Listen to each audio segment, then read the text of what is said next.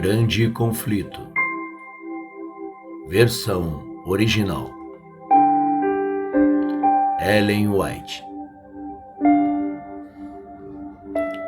Capítulo 35.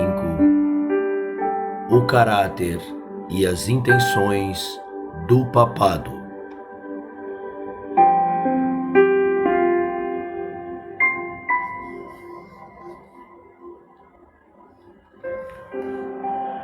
O romantismo é agora considerado pelos protestantes com muito maior favor do que em anos passados. Aqueles países onde o catolicismo não está em ascendência e os papistas estão tomando um curso conciliatório para ganhar influência. Existe uma crescente indiferença em relação às doutrinas que separam as igrejas formadas da hierarquia papal. Está ganhando terreno a opinião que, após tudo, não diferimos tão amplamente sobre os pontos vitais como se apunha, e uma pequena concessão de nossa parte irá levar-nos a um melhor entendimento com Roma. Houve tempo em que os protestantes estimavam altamente a liberdade de consciência comprada a tanto custo. Ensinavam aos seus filhos a aborrecer ao papado e sustentavam que procurar a harmonia com Roma seria uma deslealdade para com Deus. Mas quão amplamente diferentes são os sentimentos expressados hoje. Os defensores do papado declaram que a Igreja foi caluniada. O mundo protestante está inclinando a aceitar a declaração. Muitos sostêm que é injusto julgar a Igreja de hoje pelas abominações e absurdos que marcaram seu domínio durante os séculos de ignorância e trevas. Eles desculpam sua horrível crueldade como o resultado da barbárie da época e alegam que a influência da civilização moderna modificou seus sentimentos. Terão essas pessoas esquecido as pretensões de infalibilidade sustentadas durante 800 anos por este arrogante poder? Longe de ser abandonada, esta declaração tem sido afirmada no 19º século com maior positividade que nunca antes. Como Roma afirma que a Igreja nunca errou nem jamais poderá errar, como pode ela renunciar aos princípios que moldaram seu curso nas eras passadas? A Igreja Papal nunca abandonará sua pretensão à infabilidade. Tudo o que fez em sua perseguição aos que refutavam seus dogmas o mantém como certo. E não repetiria ela mesma os atos, fosse a oportunidade apresentada. Revoguem-se as medidas restritivas impostas na atualidade pelos governantes seculares e seja Roma reinstalada em seu antigo poder, e haverá rapidamente um reavivamento de sua tirania e perseguição.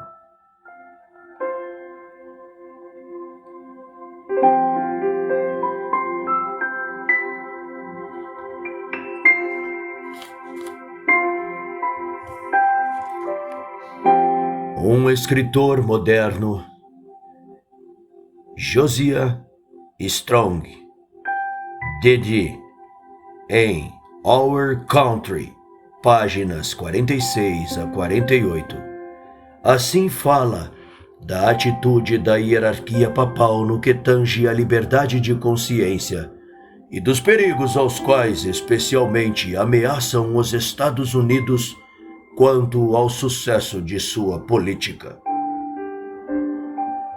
Abre aspas. Existem muitos que estão dispostos a atribuir qualquer medo do catolicismo romano nos Estados Unidos ao fanatismo ou infantilidade. Os tais não veem nada no caráter e atitude do romanismo que seja hostil às nossas instituições livres, ou não encontram nada pertencioso em seu crescimento. Permitamo-nos então, primeiramente, comparar alguns dos princípios fundamentais de nosso governo com aqueles da Igreja Católica. A Constituição dos Estados Unidos garante liberdade de consciência. Nada é mais caro ou fundamental. Para Pio IX, em sua carta encíclica de 15 de agosto de 1854, ele disse: as absurdas e errôneas doutrinas ou clamores em defesa da liberdade de consciência são o erro mais pestilento, uma peste que, entre todas as coisas, deve ser temida em um Estado. O mesmo Papa, em sua carta encíclica, em 8 de dezembro de 1864, anatematizou aqueles que asseveram a liberdade de consciência e de culto religioso. E também declarações como manter que a Igreja não pode empregar a força. O tom pacífico de Roma nos Estados Unidos não implica em uma mudança de coração. Ele é tolerante onde é impotente. Diz o bispo O'Connor: a liberdade religiosa é meramente tolerada até a oposição poder ser levada a efeito sem perigo para o mundo católico. Ora, o arcebispo de St. Louis uma vez disse: a heresia e a descrença são crimes, e nos países cristãos, como na Itália e Espanha, por exemplo, onde todas as pessoas são católicas e onde a religião católica é uma simples parte essencial da lei do país, eles são punidos como os outros crimes. Cada cardeal, arcebispo e bispo na Igreja Católica toma um juramento de aliança ao Papa, no qual se encontram as seguintes palavras: aos hereges, afastados e rebeldes contra o Senhor, nosso Senhor o Papa, ou seus sucessores, eu perseguirei com todo o meu poder. Fecha aspas.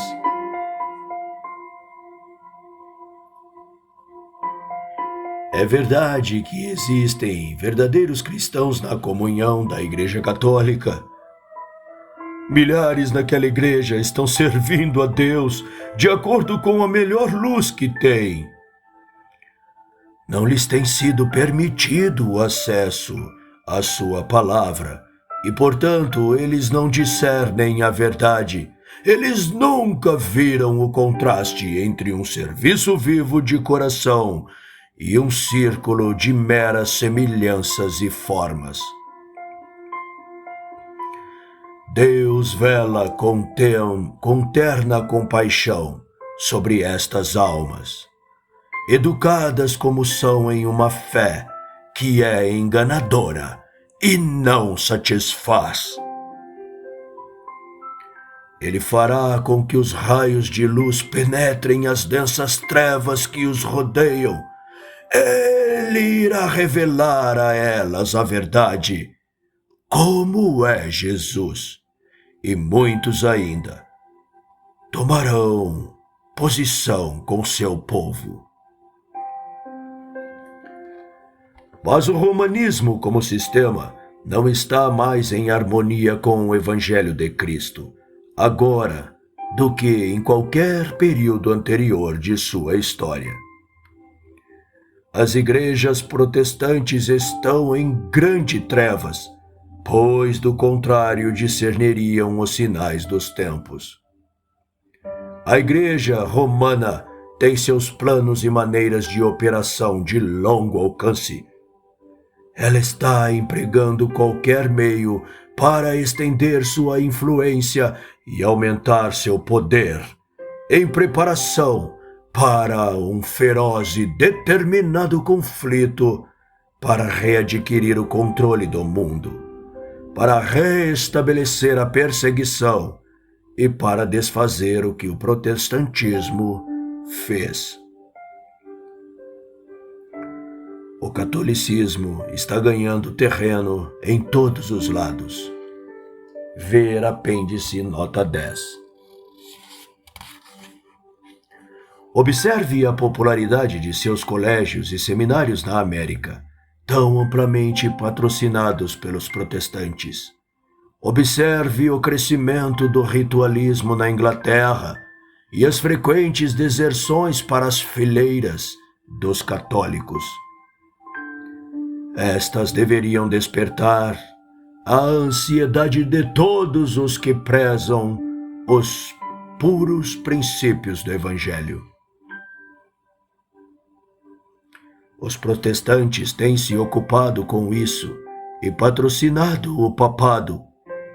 Eles têm feito compromissos e concessões, os quais os próprios papistas estão surpresos de ver e não podem compreender.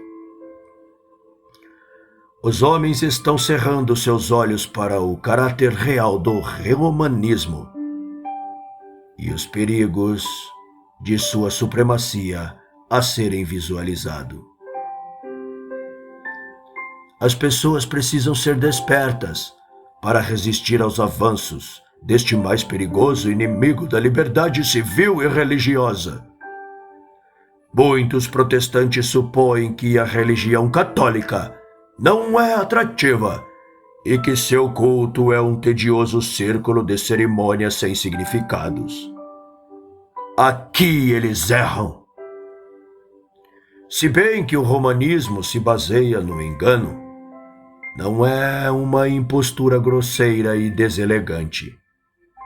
O culto da Igreja Romana é um cerimonial muito impressivo.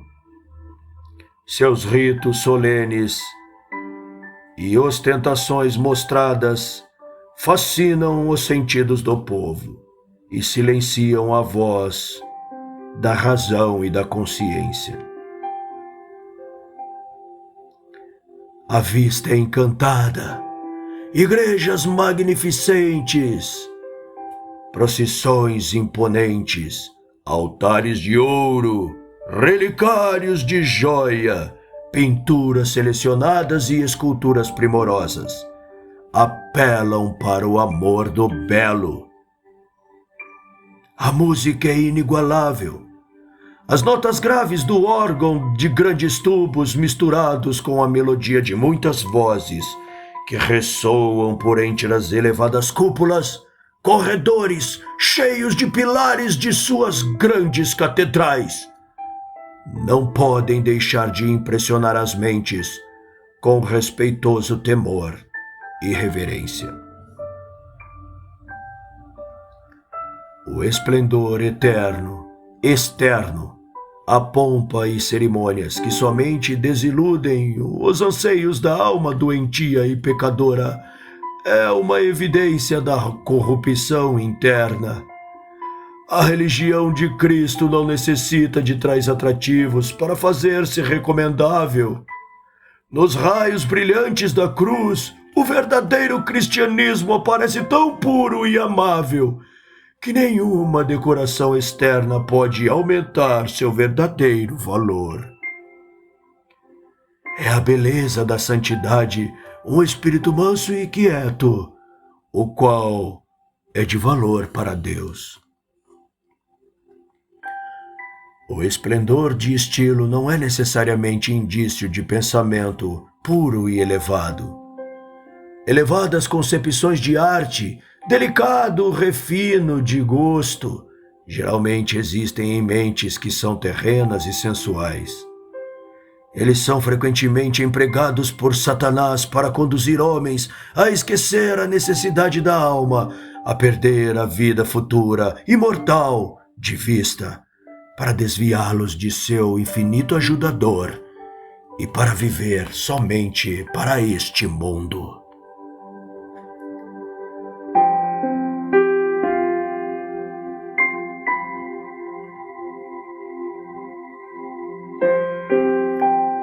Uma religião de cerimônias exteriores é atrativa para o coração não renovado. A pompa e o cerimonial do culto católico têm um poder sedutor e encantador, por meio do qual muitos são enganados. E eles chegam a considerar a Igreja Romana como a própria porta do céu. Ninguém, senão aqueles que plantaram seus pés firmemente sobre o fundamento da verdade e cujos corações estão renovados pelo Espírito de Deus, está protegido contra sua influência. Milhares que não têm um conhecimento experimental de Cristo serão levados a aceitar as formas de piedade destituídas de poder. Uma religião como esta é precisamente o que as multidões desejam. A afirmação da Igreja de ter direito para perdoar induz os romanistas a sentir-se na liberdade para pecar, e a ordenância na confissão, sem a qual seu perdão não é garantido, tende também a dar licença para o mal. Aquele que se ajoelha diante de homens caídos e abre seus pensamentos e imaginações secretas do coração a um homem caído, está diminuindo sua santidade, sua humanidade e degradando cada nobre instinto da sua alma.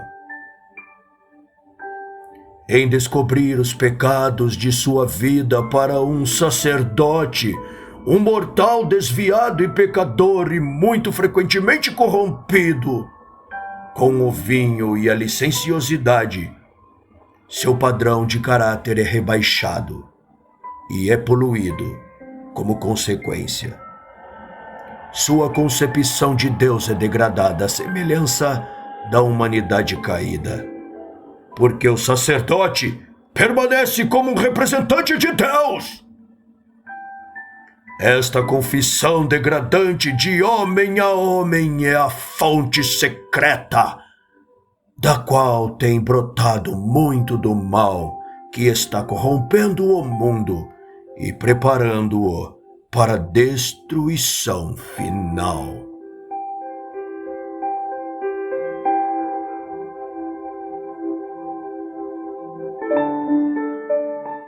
Ainda assim, para aquele que ama a autocondescendência, é mais agradável confessar-se a um companheiro mortal do que abrir a alma para Deus.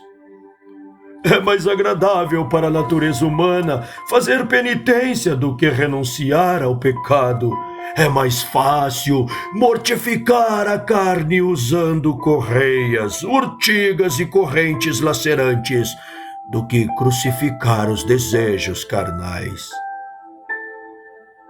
Pesado é o jugo, o qual o coração carnal está disposto a carregar, de preferência submeter-se ao jugo de Cristo.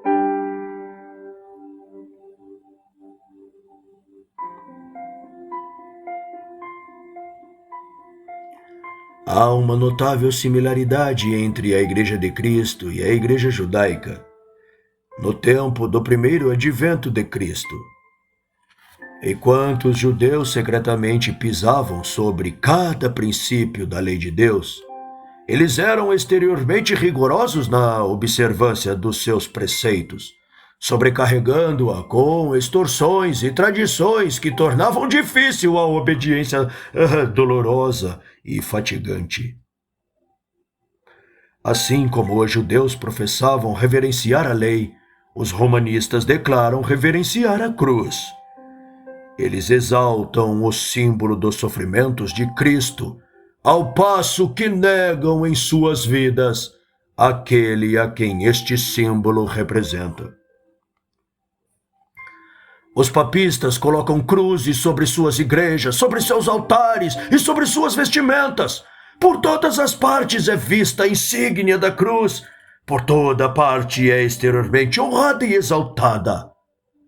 Mas os ensinamentos de Cristo são sepultados sob uma massa de tradições sem sentido, falsas interpretações e rigorosas extorsões. As palavras do Salvador com respeito aos judeus hipócritas se aplicam com muito maior força aos líderes católicos. Atam fardos pesados e difíceis de carregar e põem sobre os ombros dos homens, entretanto, eles mesmos nem com o dedo querem movê-los. Mateus 23, versículo 4.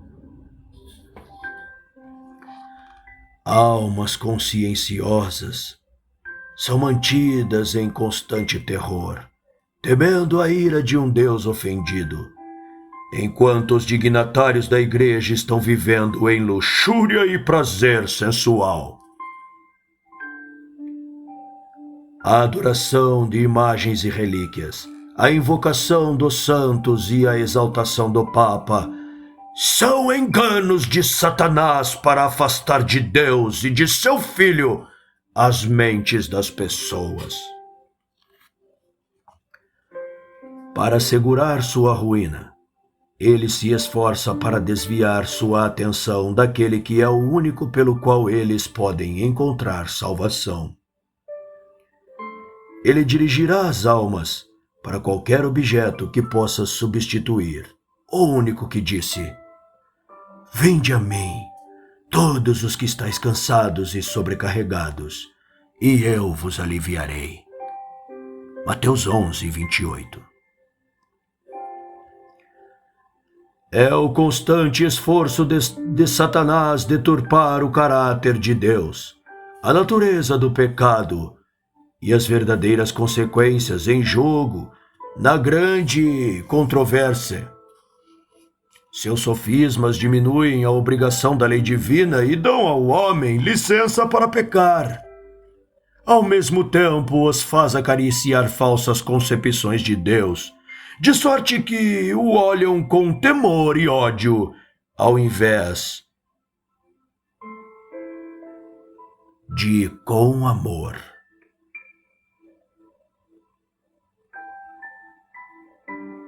A crueldade inerente em seu próprio caráter é atribuída ao Criador.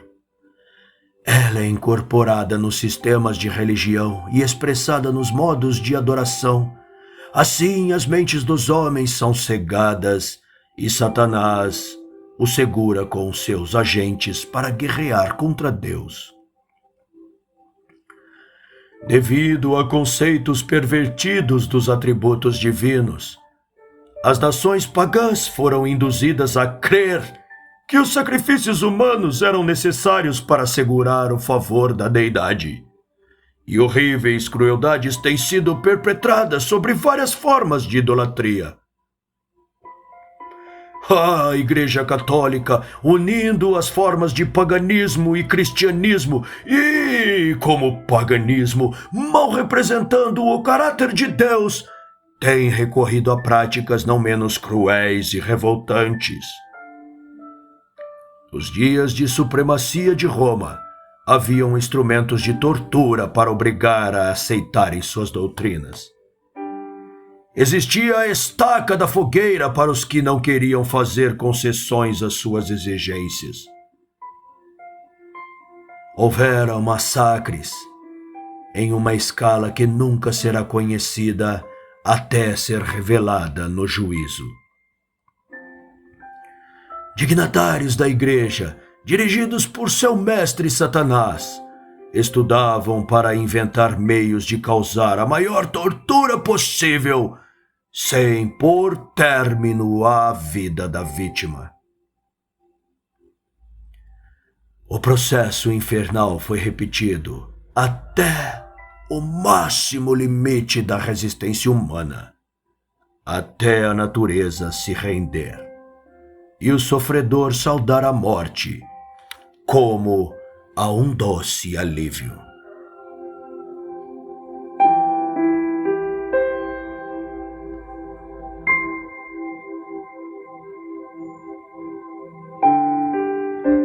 Tal era a sorte dos oponentes de Roma para seus membros, que dispunha da disciplina do açoite, do tormento da fome e todas as mortificações corporais concebíveis, mais penosas que se possa imaginar. Para assegurar o favor do céu, os penitentes violavam as leis de Deus, violando as leis da natureza. Eram ensinados a dissolver todo o laço que ele, Criador, instituiu para abençoar e alegrar a estada do homem na terra. Os cemitérios das igrejas contêm milhões de vítimas que gastaram suas vidas em vão, empreendimentos, para julgar suas afeições naturais, para refrear como ofensivos a Deus todo pensamento e sentimento de simpatia em favor de seus semelhantes. Se nós desejamos compreender a determinada crueldade de Satanás, manifestada por centenas de séculos, não entre aqueles que nunca ouviram de Deus, mas no próprio coração da cristandade e por toda a sua extensão, temos somente que olhar para a história do romanismo. Através deste colossal sistema de engano, o príncipe do mal atinge seu propósito de trazer desonra a Deus e miséria ao homem. Como nós vemos que ele é bem-sucedido em disfarçar a si mesmo e cumprir sua obra através dos líderes da igreja, podemos melhor entender por que ele tem tão grande antipatia para com a Bíblia. Se este livro for lido, a misericórdia e amor de Deus serão revelados. Será visto que ele, o Criador, não põe sobre os homens nenhum destes pesados fardos. Tudo o que ele pede é um coração quebrantado e contrito, um espírito humilde e obediente.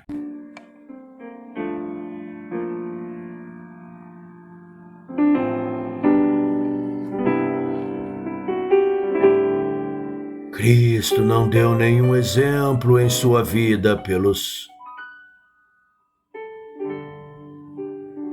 homens e mulheres para trancarem a si mesmos em monastérios, para se tornarem preparados para o céu. Ele nunca deu essa ordem. Ele nunca ensinou que o amor e simpatia devem ser reprimidos. O coração do Salvador superabundou com o amor. Quanto mais o homem se aproxima da perfeição moral, mais apuradas são suas sensibilidades, mais aguda é sua percepção do pecado e mais profunda sua simpatia pelos aflitos. O Papa declara ser o vigário de Cristo, mas como seu caráter produz comparação com a do Salvador? Foi Cristo sempre conhecido por transferir aos homens para a prisão ou tormento, porque não lhe prestaram homenagem como o Rei do Céu. Foi sua voz ouvida condenando à morte aqueles que não o aceitaram. Quando ele foi desprezado pelo povo da aldeia samaritana, o apóstolo João encheu-se com indignação e perguntou: Senhor, queres que mandemos descer fogo do céu para consumir eles, como Elias o fez? Lucas 9:54. Jesus olhou seus discípulos com piedade e reprovou seu espírito endurecido, dizendo: O Filho do Homem não veio para destruir as almas dos homens, mas para salvá-las. Lucas 9:56. Quão diferente do Espírito manifestado por Cristo é o do seu professo vigário. A Igreja Católica agora apresenta uma face agradável ao mundo, cobrindo com suas apologias seus registros de horríveis crueldades. Ela vestiu a si mesmo com a roupagem de Cristo, mas não mudou. Cada princípio do papado que existiu nas eras passadas existe hoje. As doutrinas inventadas nas eras escuras são ainda mantidas. Ninguém se engane! O papado que os protestantes estão agora tão dispostos a honrar é o mesmo que governou o mundo nos dias da Reforma, quando homens de Deus se levantaram, com perigo de suas vidas, para expor sua iniquidade. Ela possui o mesmo orgulho e arrogante pretensão com que dominou sobre reis e príncipes e atribuiu para si as prerrogativas de Deus. Seu princípio não é agora menos cruel, nem despótico, do que quando ela destruía a liberdade humana e matava aos santos do Altíssimo. O papado é precisamente o que a profecia declarou que seria: a apostasia dos últimos dias. 2 Tessalonicenses 2, versículos 13 e 4. Faz parte de sua política assumir o caráter que lhe permite realizar melhor seus fins. Mas, sob a aparência variável do camaleão, esconde o envenenável, o invariável veneno da serpente. Declara: não temos que manter fé e promessa aos hereges. Será este poder, cujo registro por 1000 anos está escrito no sangue dos santos, agora reconhecido como parte da Igreja de Cristo? Não é sem razão que foi feita a declaração nos países protestantes que o catolicismo difere menos amplamente do protestantismo que nos tempos passados. Houve uma mudança, mas a mudança não é no papado. O catolicismo de fato se parece muito com o protestantismo que hoje existe, porque o protestantismo, que grandemente se degenerou desde os dias dos reformadores.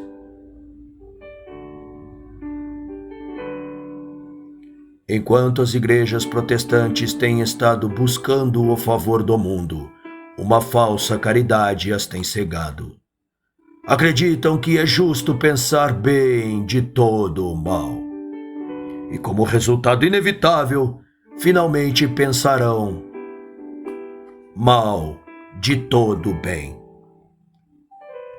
Em lugar de permanecer em defesa da fé, uma vez dada antigamente aos santos, elas estão agora, como parece, desculpando-se com Roma por sua opinião, falta de caridade e seu respeito, implorando perdão por seu fanatismo.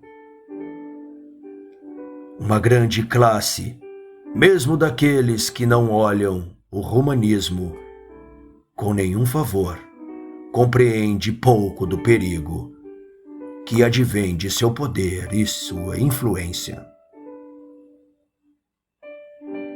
Nota do narrador.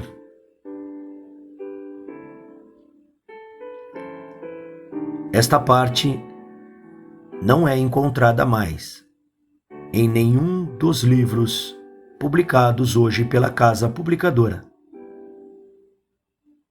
Pergunto: a Igreja Adventista, detentora dos registros originais desta obra, não a publica porque também já implorou o seu perdão?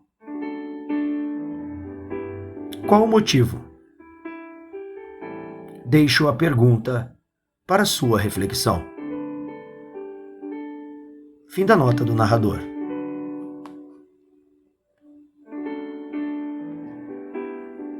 Muitos declaram que as trevas intelectuais e morais prevalecentes durante a Idade Média favoreceram a disseminação dos seus dogmas, superstições e opressão, e que a maior inteligência dos tempos modernos, a difusão geral do conhecimento e a crescente liberalidade em matérias de religião proíbem um reavivamento e intolerância e tirania. Mesmo o pensamento de que tal estado de coisas existirá nesta iluminada era ridicularizado. É verdade que grande luz intelectual, moral e religiosa está brilhando sobre esta geração. Nas páginas abertas da Santa Palavra de Deus, luz do céu tem sido derramada sobre o mundo. Mas deve ser lembrado que quanto maior luz concedida, maior as trevas daqueles que a pervertem ou a rejeitam. Um estudo da Bíblia acompanhado de oração, mostraria aos protestantes o caráter do real papado e levaria-os a aborrecê-lo e evitá-lo. Mas muitos são tão sábios em seu próprio conceito que não sentem necessidade de buscar humildemente a Deus para que possam ser conduzidos à verdade. Embora orgulhem-se de sua instrução, são ignorantes tanto das Escrituras como do poder de Deus. Necessitam ter algo para acalmar suas consciências e buscam o que é menos espiritual e humilhante. O que desejam é uma maneira de esquecer de Deus, a qual passe a ser um método de recordá-lo. O papado está bem adaptado para satisfazer as necessidades de todos estes. Ele está preparado para duas classes de seres humanos que abarcam quase a todo mundo: os que querem ser salvos por seus próprios méritos e os que querem ser salvos em seus pecados. Aqui está o segredo de seu poder. Um dia de grandes trevas intelectuais tem se mostrado favorável ao êxito do papado. Ainda está demonstrado que um dia de grande luz intelectual é igualmente favorável ao seu êxito. Nas eras passadas, quando os homens estavam sem a palavra de Deus e sem o conhecimento da verdade, os seus olhos estavam vendados e milhares eram enredados, não vendo a rede estendida para seus pés. Nesta geração, são muitos aqueles cujos olhos estão ofuscados pelos brilhos das especulações humanas. A falsamente chamada ciência não discernem a rede e entram nela tão facilmente como se tivessem com os olhos vendados. Deus designou que as faculdades intelectuais do homem fossem consideradas como presente de seu Criador e que fossem empregadas no serviço da verdade e da justiça. Mas quando o orgulho e a ambição são acariciados e os homens exaltam suas teorias acima da palavra de Deus, então a inteligência pode causar maior dano do que a ignorância. Assim, a falsa ciência do século XIX, a qual mina a fé na Bíblia, se mostrará tão eficaz em preparar o caminho para a aceitação do papado com suas formas agradáveis, quanto a retenção do conhecimento abriu o caminho para o seu engrandecimento na Idade Escura.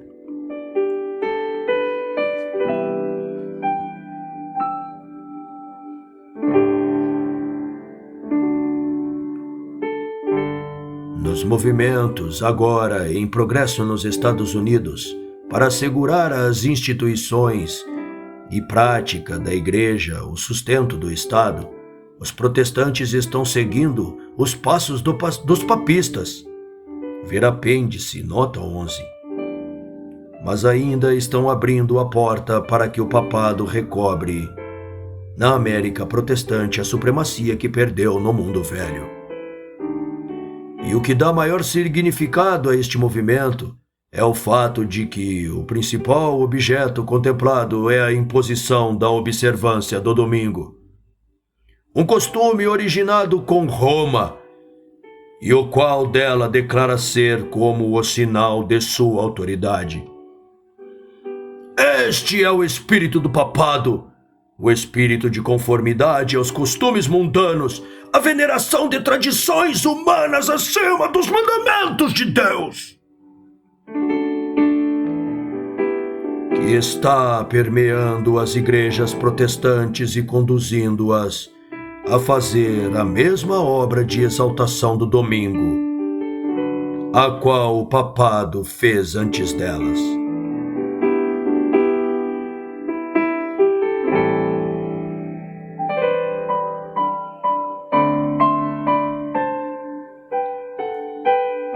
Se o leitor quer saber quais são os meios que serão empregados na contenda que está por vir, tem apenas que traçar o registro dos meios os quais Roma empregou para o mesmo objetivo nas eras passadas.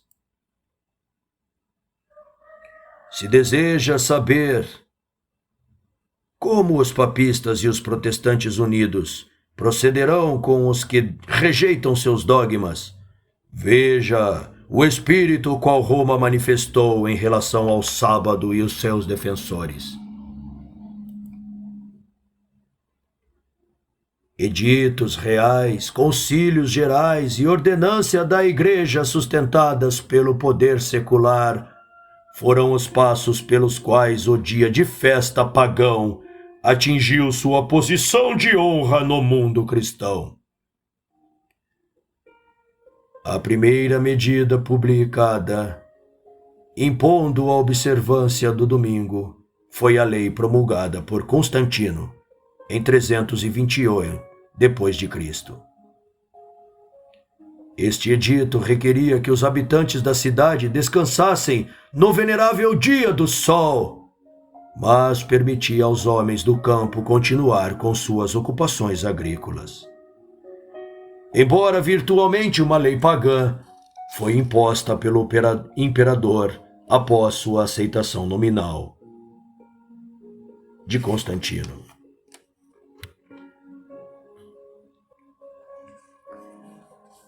Como o mandato real não parecia substituir de um modo suficiente a autoridade divina, Eusébio, bispo que buscou o favor dos príncipes e que era amigo íntimo e adulador de Constantino, promoveu a declaração de que Cristo havia transferido o dia de repouso do sábado para o domingo. Nem mesmo um singelo testemunho das Escrituras foi produzido em prova da nova doutrina. Eusébio, mesmo inconscientemente, reconhece sua falsidade e aponta para os reais autores da mudança. Todas as coisas, ele diz, tudo quanto era dever fazer no sábado nós temos transferidos para o dia do Senhor. Mas o argumento em favor do domingo, sem fundamento, como era, serviu para encorajar os homens a pisar o sábado do Senhor. Todos que desejaram ser honrados pelo mundo aceitaram o dia festivo popular.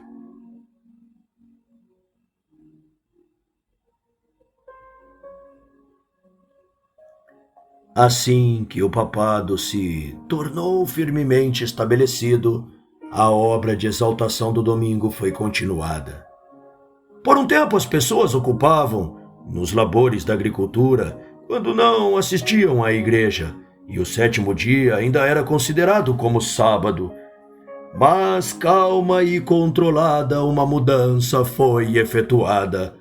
Proibiu-se aos magistrados envolvidos no sagrado ofício o executar juízo em qualquer controvérsia civil nos domingos. Pouco depois, todas as pessoas, de qualquer classe, foram ordenadas a se absterem do trabalho ordinário, sob pena de multa para os homens livres e açoite no caso de servos. Mais tarde se decretou que os ricos seriam castigados com a perda de metade de seus bens. E, finalmente, se insistissem em desobedecer, seriam tornados escravos. Os de classe inferiores deviam sofrer banimento perpétuo. Foi também recorrido aos milagres. Em outras maravilhas relatadas, foi referido que um camponês que ia lavrar o campo no dia de domingo limpou o arado com um ferro que penetrou em sua mão e por 2 anos inteiros não o pôde tirar, para sua excessiva dor e vergonha.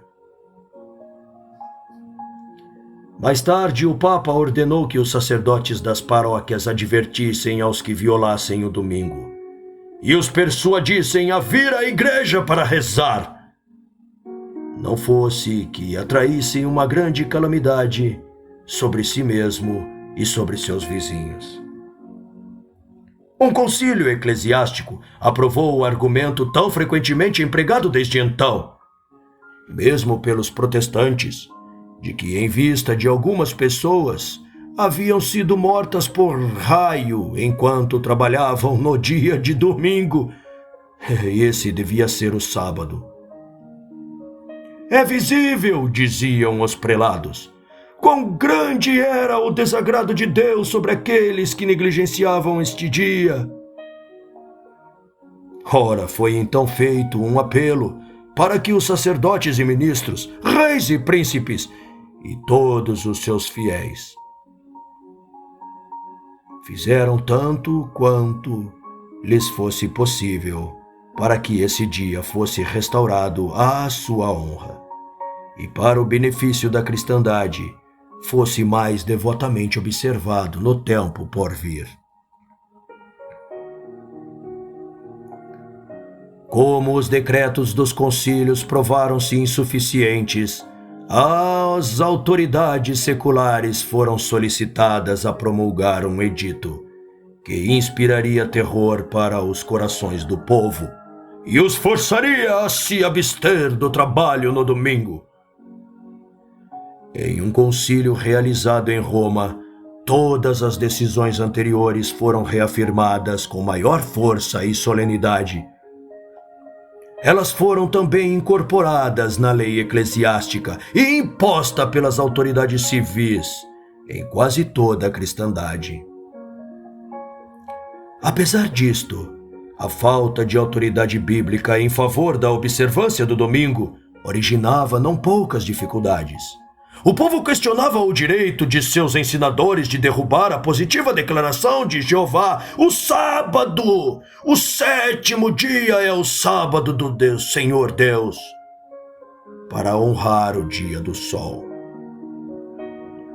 Para suprir a falta do testemunho da Bíblia, outros expedientes eram necessários. um zeloso advogado do domingo que, próximo do final do século XII, visitou a Igreja da Inglaterra, foi resistido por testemunhas fiéis da verdade, e tão sem frutos foram seus esforços que ele abandonou o país, por algum tempo, em busca de meios para reforçar seus ensinamentos. Quando regressou, a falta havia sido suprida e então teve maior êxito em seus labores. Trouxe consigo um rolo que apresentava como sendo a Deus, de Deus mesmo, o qual continha a ordem necessária para a observância do domingo, com terríveis ameaças para terrificar o desobediente. Afirmava-se que este precioso documento, fraude tão vil como a instituição que pretendia afiançar, havia caído do céu e havia sido encontrado em Jerusalém sob o altar de São Simeão, no Gólgota. Mas em realidade era do Palácio Pontifical de Roma, de onde ele procedia.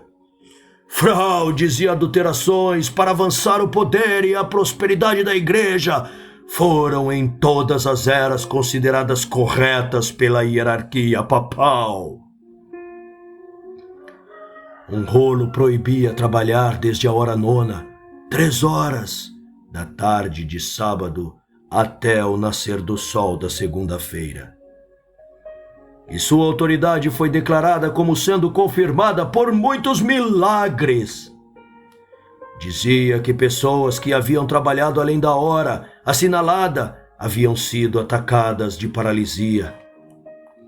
Um agricultor que tentou moer seu trigo viu sair, ao invés de farinha, um esguicho de sangue, e a roda do moinho parou, apesar do bom volume de água.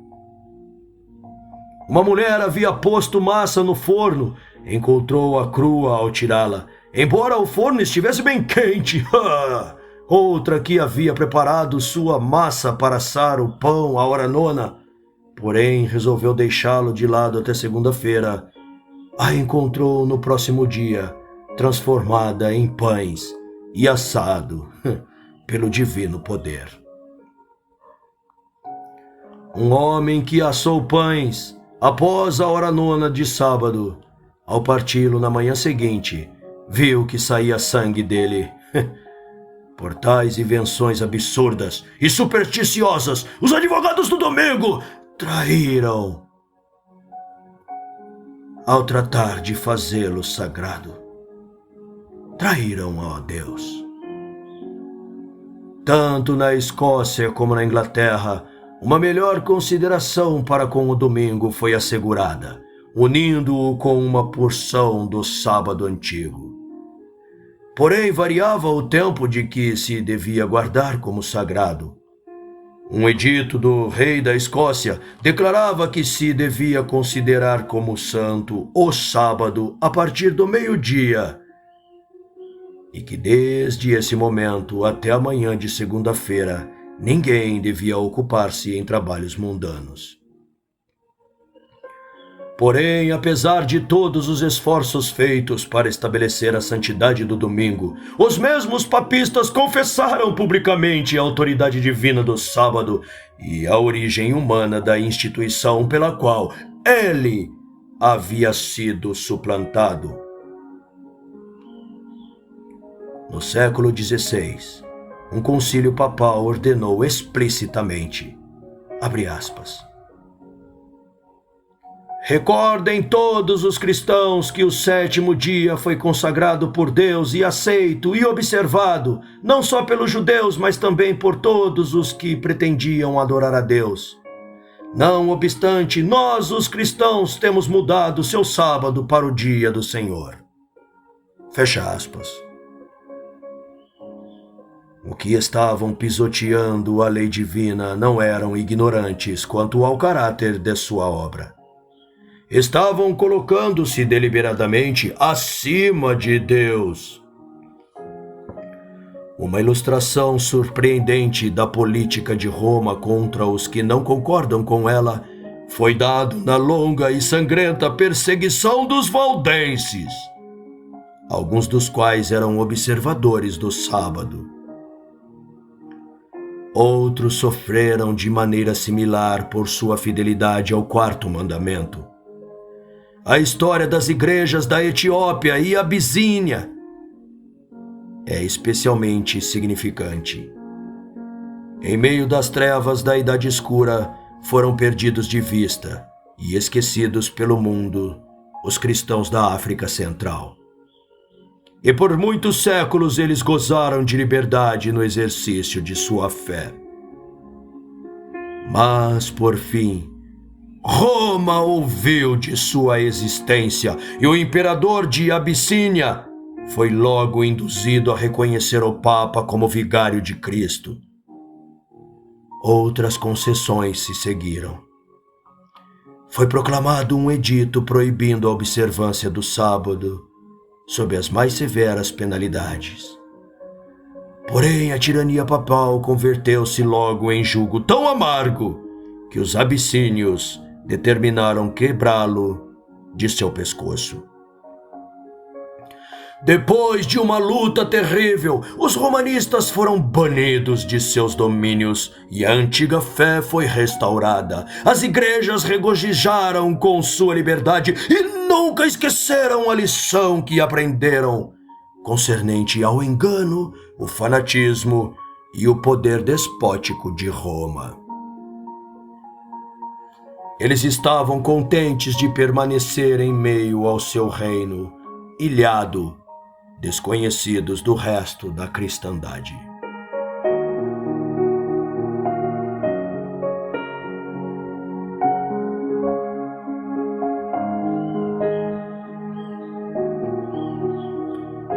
As igrejas da África observavam o sábado como havia observado a Igreja Papal antes de sua completa apostasia. Ao mesmo tempo em que guardavam o sétimo dia em obediência ao mandamento de Deus, abstiveram-se de trabalhar no domingo conforme o costume da igreja. Ao lograr o poder supremo, Roma havia pisoteado o dia de repouso de Deus para enaltecer o seu próprio. Mas as igrejas da África, desconhecidas por cerca de 1000 anos, não tiveram parte nesta apostasia. Quando caíram sobre o governo de Roma, foram forçadas a deixar de lado o verdadeiro e exaltar o falso sábado. Porém, apenas recobraram sua independência e voltaram à obediência ao quarto mandamento. Estes registros do passado claramente revelam a inimizade de Roma contra o verdadeiro sábado e seus defensores, e os meios que emprega para honrar a instituição da sua criação. A palavra de Deus ensina que estas serão repetidas quando os papistas e protestantes se unirem para a exaltação do domingo.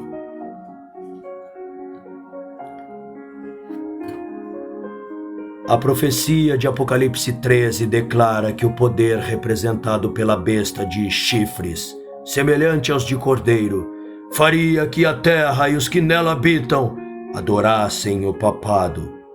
Aqui, simbolizado pela besta, semelhante a um leopardo.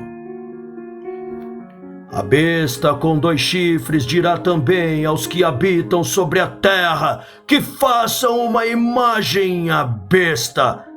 E mais ainda, mandará que todos, pequenos e os grandes, os ricos e os pobres, os livres e os escravos, recebam a sua marca. Apocalipse, capítulo 13, versículos 11 a 16. Tem-se mostrado que os Estados Unidos da América é o poder representado pela besta de 2 chifres, semelhante aos de cordeiro.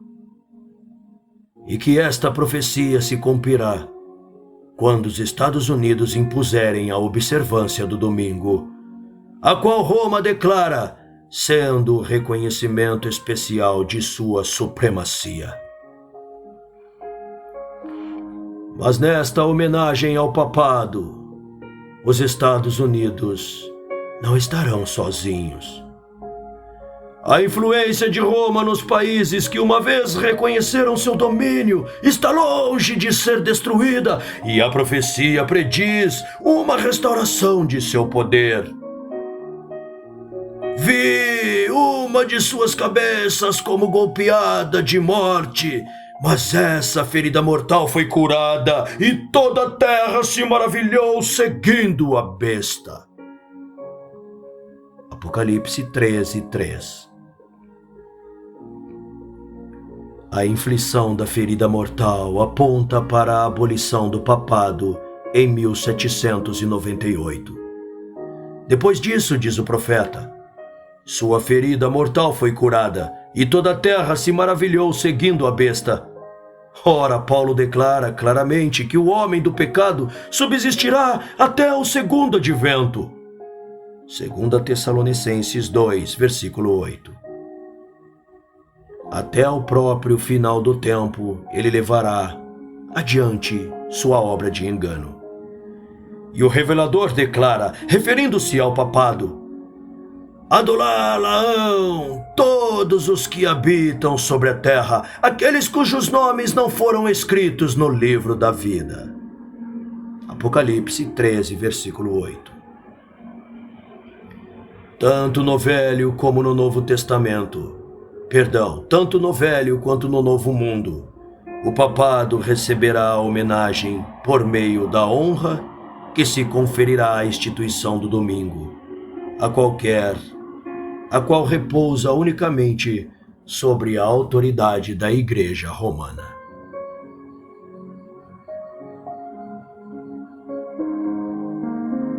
Por cerca de 40 anos, os estudantes de profecia nos Estados Unidos têm apresentado este testemunho para o mundo.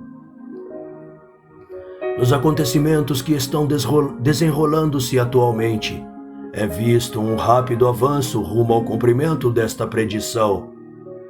Com os protestantes está o mesmo clamor da autoridade divina para a observância do domingo e a mesma falta de evidências escriturísticas que os dirigentes papais que fabricaram milhares de milagres para suprir o lugar de um mandamento de Deus.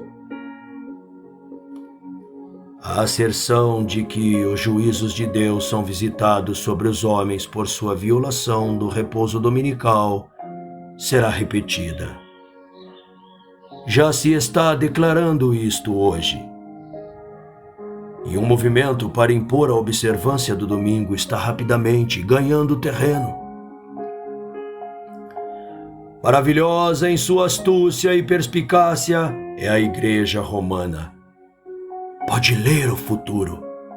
Ela aguarda seu tempo, vendo que as igrejas protestantes estão lhe rendendo homenagem na aceitação do falso sábado e que elas estão se preparando para impô-lo pelos mesmos meios que ela mesma empregou nos dias passados. Aqueles que rejeitarem a luz da verdade ainda buscarão a ajuda deste poder, que se intitula infalível, para exaltar uma instituição que se originou com ela. Quão prontamente ela virá para ajudar os protestantes neste trabalho, não é difícil de conjecturar. Quem entende melhor que os líderes papais como proceder com os que são desobedientes à Igreja? A Igreja de Roma, com todas as suas ramificações através do mundo, forma uma vasta organização sob o controle da vista papal e destinada a servir seus interesses. Seus milhões de adeptos em cada país do globo são instruídos a se considerarem como unidos em aliança com o Papa. Seja qual for a sua nacionalidade e seu governo, devem considerar a autoridade da Igreja como acima de todas as demais. Ainda que possam tomar juramento prometendo fidelidade ao Estado. Atrás deste jaz o voto de obediência a Roma, absolvendo-se de qualquer promessa contrária aos seus interesses.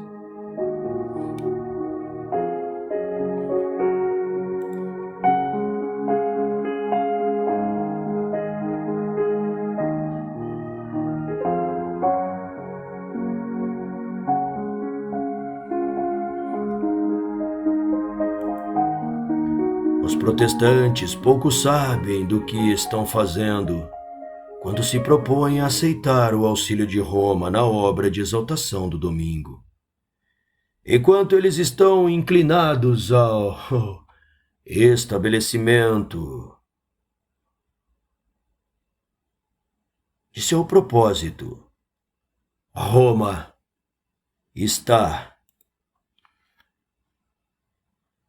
intentando restabelecer seu poder, recuperar sua supremacia perdida. Deixe que a história testifique seus registros astuciosos e persistentes esforços para intrometer-se nos assuntos das nações.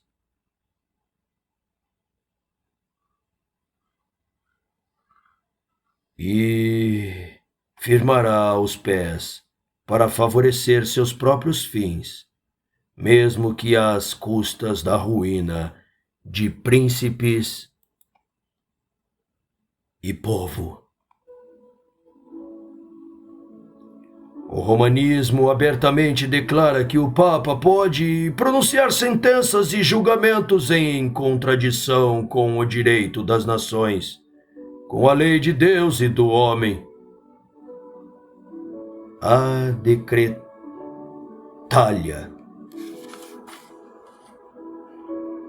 E seja relembrado que Roma se orgulha do mundo, se orgulha de nunca mudar no mundo. Os princípios de Gregório VII e de Inocêncio III são ainda os princípios da Igreja Católica Romana. E tenha ela o poder, os poria em prática com tanto vigor agora como fez em séculos passados. Permita-se que o princípio, uma vez estabelecido nos Estados Unidos, de que a Igreja possa empregar ou controlar o poder do Estado, que as observâncias religiosas possam ser impostas por leis seculares. Em resumo, que a autoridade da Igreja e Estado devem dominar a consciência, e o triunfo de Roma neste país está assegurado. A palavra de Deus tem dado o aviso do iminente perigo. Seja ele desatendido e o mundo protestante irá aprender quais são os verdadeiros propósitos de Roma, somente quando for tarde demais para escapar da armadilha. Ela está silenciosamente crescendo em poder. Suas doutrinas estão exercendo sua influência nos átrios legislativos, nas igrejas e nos corações dos homens. Ela está edificando suas altas e maciças estruturas nos secretos recessos nos quais a perseguição do passado será repetida. Oculta e insuspeitadamente ela está aumentando suas forças para alcançar seus próprios fins quando vier o tempo para dar o golpe. Tudo o que ela deseja é uma oportunidade. E esta já lhe está sendo dada. Logo veremos e sentiremos quais são os propósitos do corpo romano. Qualquer que creia e obedeça à palavra de Deus irá então incorrer em censura e perseguição.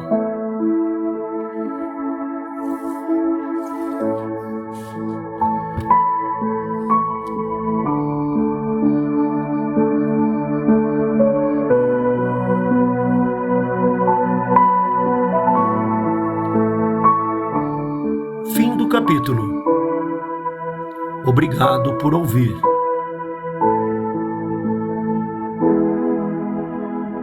Para ouvir este livro desde o início, acesse a playlist O Grande Conflito. Deixe seu like e ative o sininho. Te encontro na próxima leitura. Tenha um bom dia.